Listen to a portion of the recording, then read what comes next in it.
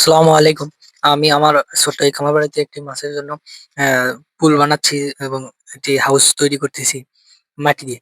যারা অল্প খরচে এই জিনিসগুলো তৈরি করতে চান, তারা অবশ্যই আমার এই ভিডিওটা দেখলে বুঝতে পারবেন। আমার তেমন কোনো টাকা পয়সা নাই যে ইট, বালু এবং সিমেন্ট দিয়ে করব। সেজন্যই কি আর এই সিদ্ধান্ত নেওয়া। আমি ১ম এ মাটিগুলো পানি দিয়ে ভিজিয়ে নিয়েছি। কাদা, কাদা করে নিয়েছি। কাদা, কাদা করে নেওয়ার পরে আমাদের যে একটি মাপজোক দিয়ে যে এই পজিশনে তৈরি করব বা এই মাপে তৈরি করব।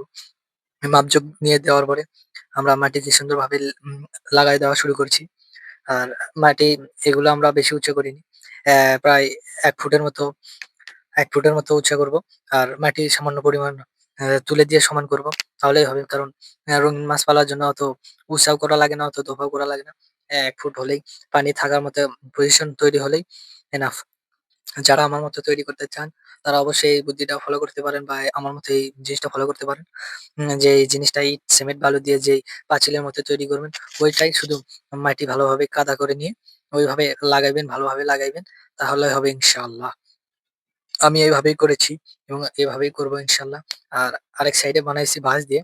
ওই ভিডিওটা আপনারা অবশ্যই দেখেছেন। যারা দেখছেন তা তারা তো দেখেছেনই। আর যারা দেখেননি ওই ভিডিওটা দেখে আসবেন তাহলে বুঝবেন। আ চাইলে বাঁশ দিয়েও বানাতে পারেন। ককশিটে যে মাছ ডেলিভারি দেওয়ার যে ফোমের যে ককশিট গুলো আছে ওইগুলাতেও পালা যায়। আমি ৩ টা জিনিসে মাছ পালি। এক হচ্ছে যে ককশিটে, ২ বাঁশ দিয়ে বানায়া ওইটার ভিতর পলিথিন দিয়ে, ৩ এরকম মাটি দিয়ে বানায়া